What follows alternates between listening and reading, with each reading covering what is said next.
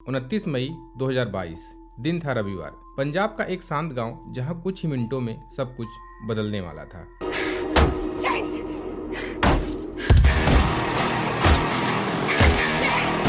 एक काली थार जिसमें दो दोस्त बैठे थे और रोज की तरह नॉर्मल सा दिन था। उन लोगों को अंदाजा नहीं था कि कुछ ही दूरी पर मौत उनका इंतजार कर रही है और उसी रास्ते पर दो गाड़ियां पहले से ही उन लोगों का इंतजार कर रही थी। जैसे ही थार मोड़ पर पहुंची, उसे चारों तरफ से घेर लिया गया और फिर शुरू हुई ताबड़तोड़ गोलियां। और गोलियां इतना चलाया जाता है कि गाड़ी छलनी छलनी हो जाती है और अंदर बैठे लोगों की मौत हो जाती है। जिसकी हत्या होती है वो कोई छोटा मोटा आदमी नहीं था, वो था इंटरनेशनल आइकन सिद्धू मूसेवाला।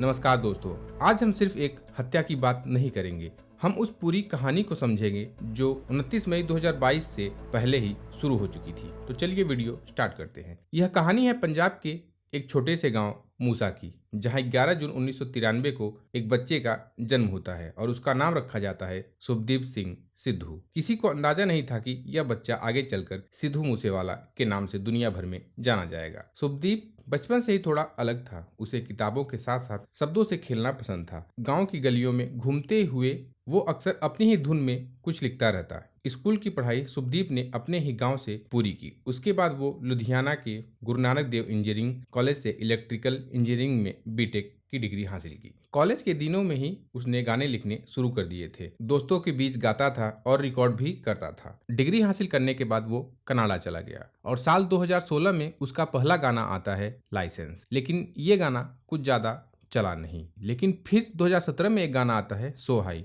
और ये गाना इतना हिट हुआ कि उस दिन के बाद शुभदीप सिंह सिद्धू मूसेवाला बन गया। इसके बाद तो 295, द लास्ट राइड और कई हिट गाने आए। उसका नाम बहुत तेजी से बढ़ने लगा, स्टेडियम भरने लगे और जितनी तेजी से सिद्धू मूसेवाला शोहरत और नाम कमा रहा था और उतने ही विवाद भी उसके बढ़ रहे थे। विवाद का कारण था कि उसके गाने में हथियार का जिक्र था, गैंगस्टर कल्चर की झलक थी। यहाँ तक कि कुछ लोग उसे सच बोलने वाला मानते थे, लेकिन दूसरी तरफ कुछ लोग उसे उकसाने वाला भी बोलते थे, जिसके कारण कई बार उसका नाम विवादों में आया। लेकिन फिर भी उसकी लोकप्रियता कम नहीं हुई और तभी अचानक 8 अगस्त 2021 को एक खबर आती है कि मोहाली में विक्की मेदुखेड़ा की हत्या हो गई और वो लॉरेंस बिश्नोई का बेहद करीबी माना जाता था। और यहीं से शुरू हुई एक नई कहानी जिसने सिद्धू की जिंदगी ही बदल दी। बदले की आग इस तरह भड़क चुकी थी कि नामों की एक लिस्ट बनाई जाने लगी और उस लिस्ट में नाम था सिद्धू का। और उन पर आरोप लगा कि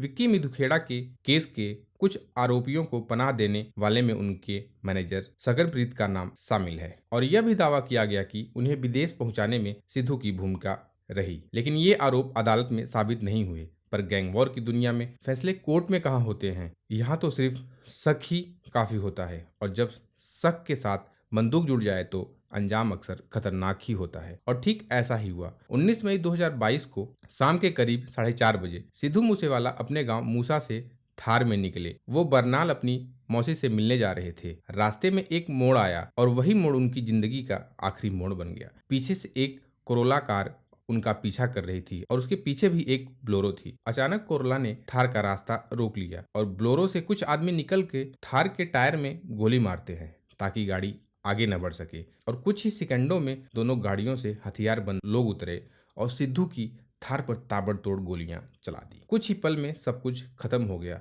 और यहीं सिद्धू मूसेवाले का राम नाम सत्य हो गया। तो दोस्तों, कैसी लगी आप लोगों को जानकारी? अगर अच्छी लगी हो तो चैनल को लाइक सब्सक्राइब जरूर कीजिए। जय हिंद, जय भारत।